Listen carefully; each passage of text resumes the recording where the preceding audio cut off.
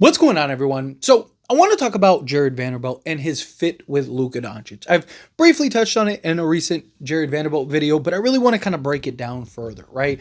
Obviously, Jarred Vanderbilt is in the lab working his tail off on the three-point shot. I've seen a lot of conversations about like, oh, we've seen this the last 2 years, except we haven't, right? Last year, he wasn't able to work out because he had double foot surgery.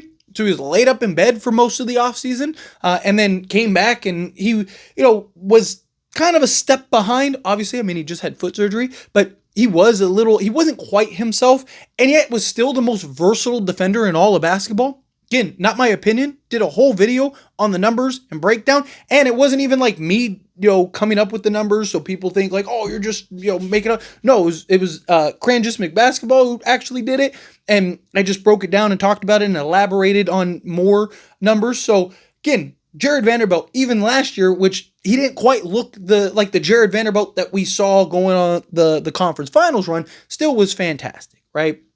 But hopefully he can be just serviceable from three-point range. He's like a 34% three-point shot away from being like the premier 3-and-D guy in the league. Right? Because the guy is already elite defensively, arguably the best on-ball defender in all of basketball. You think I'm lying? Again, pick your favorite player and then look up him versus Jarred Vanderbilt and watch the difference. Look at the numbers and then look at the numbers with Jarred Vanderbilt on them, and it's like astonishing the difference. Right? Jarred Vanderbilt's just really good on the defense side of things, and you need that. You need that slot alongside Luka and Austin Reeves and LeBron James and DeAndre Ayton. It's why I'm so adamant about the Lakers starting Jarred Vanderbilt alongside those guys. Now, being honest, they probably go with Rui Hachimura, maybe even Marcus Smart over him.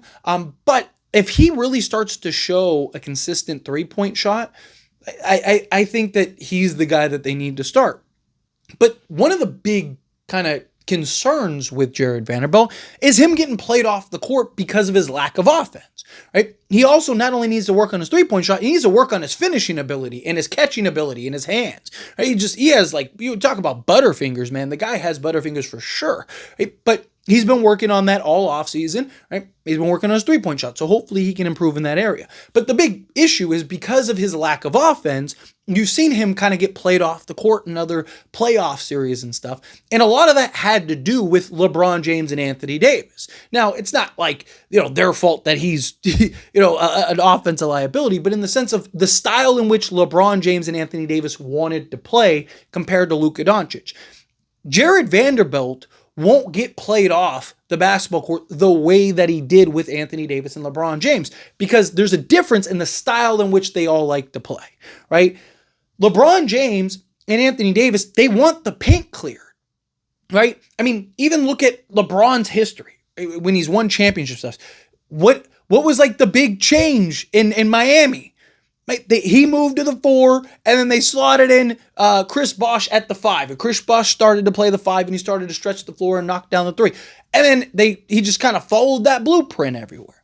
Right? Now, that doesn't mean that you can't at times have guys that clog up the paint, but you saw it's an issue at times, right? Because LeBron, he wants to look down and then shoot a 3, or he wants to put his head down, bully his way to the basket, and then kick out to shooters, right? So he wants the 5 out. He wants to have 5 wide, and then he can operate, bully his way to the basket, and finish around the rim. So teams, they just pack the paint to try to slow him down, especially when you have guys like Jarred Vanderbilt out there to where he's unable to provide any type of outside shooting and scoring. Well, one, LeBron James is more willing to take the 3 ball. He's much improved shooting the 3 ball than he was even, 2 seasons ago, or even in that conference finals run. He's actually really evolved into a quality 3-point shooter. If that can continue, then that in and of itself will help along. But even Anthony Davis, right? Yes, Anthony Davis can knock down a little elbow. Yes, he can knock down a little 15-footer, but he didn't have the shooting that he had back when he was playing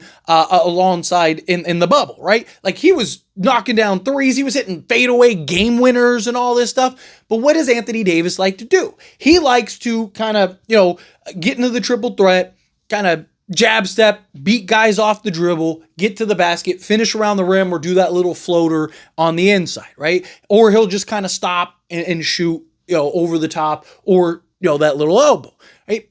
So again, he's operating in that like 10 and in range, So what do teams do? Again, they just pack the paint. So now he has to go and become a jump shooter. LeBron has to go and become a jump shooter. Yes, they're capable of shooting and they're capable of shooting over the top, but they're not really jump shooters. It's not really their game. It's not what they are looking to do possession after possession after possession after possession, play after play after play after play. Right? Like, how did the Lakers win the in-season tournament? What did Darvin Ham do? Right? Because he wasn't making calls and all that. No, he literally just put LeBron James and Anthony Davis on the block and everything just flowed and ran through them. How did they beat Memphis and how did they beat the Warriors and all those teams? They just put LeBron James and Anthony Davis on the block and just ran through them, right? Denver just matched up better, right? Because Denver had Jokic who, could not get bullied by Anthony Davis and stuff. And there were a lot of reasons in that Denver series, but the point is that they want the paint cleared. They don't want the congestion in the paint. Luka Doncic, on the other hand, he's fine with it. He is a jump shooter. He will shoot over the top. A large majority of his field goal attempts are jump shots. Right? He's getting into that teeth of the defense. He likes to create that dribble penetration. He's fine with the paint being bad. If all five guys want to just camp in the paint, no problem, right? Because he'll just stop on a dime if the defense collapses. Boom, easy outlet lob to Jackson Hayes. Right? What did Minnesota? Minnesota was packing the paint and trying to keep Luka out of the paint. And he was still getting his spots. He was still hitting shots. He was still getting, giving you 30. Right? Like, he was still able to operate and do the things that he wants to do. He doesn't care about the paint congestion. Doesn't care if you want to pack the paint. Right? And now you can operate Jarred Vanderbilt as that slasher and that cutter and that mover and put him in the dunker spot and do all those things to where, again, if you collapse, easy outlet or, easy bounce pass into the traffic to Jarred Vanderbilt, which is where he would have to, make sure he's doing a better job finishing and finishing through contact and catching the basketball and finishing around the rim. But even if Jarred Vanderbilt continues to struggle to shoot the basketball, right, you're going to be able to get away with him on the basketball court more with Luka because, again, Luka's not going to be worried about the congestion and the level in which Anthony Davis and LeBron James worry about. Right? They don't want the paint packed. Anthony Davis wants to operate and cook in the paint. And that's also where you want him to operate and cook is in the paint. Same thing with LeBron James. He wants to, again, get into the range or get on that elbow and do the little turnaround that he likes to do. They want to operate in that 10 and in range. Right? Now, again, LeBron's kind of became more of a shooter and a three-point shooter and stuff and playing more off ball and more open and willing to do that. So, again, that will be beneficial as well. Now, the thing is, though, too, is we need a full peak Jarred Vanderbilt, right? So many might ask, well, then why didn't Jarred Vanderbilt play the minutes that he played? If that was the case, why didn't he just play full time last year? Because, again, well, one, you saw JJ Redick kind of just lean heavily into the top five guys. But one, you had a Dorian Finney-Smith who, he's as versatile as Jarred Vanderbilt, but he's not as good defensively as Jarred Vanderbilt, but he's just more versatile, right? And he was just better last year than Jarred Vanderbilt was. Two, Jarred Vanderbilt, like I mentioned, kind of was a step behind. He wasn't that 2023 conference finals run Jarred Vanderbilt. He wasn't as elite defensively. He didn't cover as much ground. He wasn't, that guy where you're just like, wow, this guy's the best defensive player in all of basketball. Go watch that Warrior series. Dude, how many times did we talk about during that season and in that run? How many times did we talk about Jarred Vanderbilt teleporting? It was like he had instant transmission. He's just out there just, right? Like the guy was all over the place.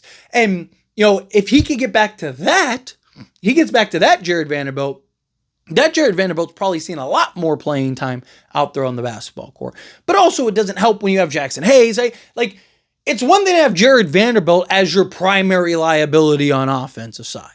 It's another thing when it's Jarred Vanderbilt and Jackson Hayes and, now you have 3 or 4 guys that are a liability out there. But Jarred Vanderbilt, if with DeAndre Ayton, you're not going to have those liabilities offensively. You're not going to have those limitations offensively, right? DeAndre Ayton can score and knock down, the 15-footer, and he can, be the pick and roll man, and he can be that lob threat. He can do all those things. He's more inept offensively than than Jackson Hayes was. Right, so Jackson Hayes, you can't, like, it's hard to have Jarred Vanderbilt out there with your starting unit and stuff because Jackson Hayes is a liability. Well, now you won't have that problem with DeAndre Ayton. So now Jarred Vanderbilt will be able to operate and play and slot into those spots and be that player for you, and if he can get back to covering that ground, I'm telling you, he's the guy that you're probably going to see playing 30 minutes a night in the playoffs because he's going to be too invaluable to take off. And the offense isn't going to stall. The offense isn't going to be as stagnant. The offense isn't going to have its struggles like it had in previous years. The other problem is that the offense wasn't as good as it's going to be now. Right, because Luka Doncic is just that good at generating offense. He can be that jump shooter and stuff like that. DeAndre Ayton can operate. You have Rui. You have, LeBron James. Austin Reeves hopefully plays better in the playoffs and stuff. Right? They're just going to be better offensively too, which means now you can kind of better balance and offset the liabilities offensively that Jarred Vanderbilt presents itself. But I'm hoping he's not. I'm hoping he's like 36% from three-point range, and then at that point, he might be everything this team needs. But anyway, as always, this is a discussion. I pass a question on you. Let me know your thoughts and opinions down in the comments. That being said, if you haven't liked this video, hit that like button. Helps me out. So we enjoy these types of videos, and I truly appreciate it. Not subscribe channel, hit that subscribe button. Turn on the bell notifications. Appreciate y'all. See you in the next one.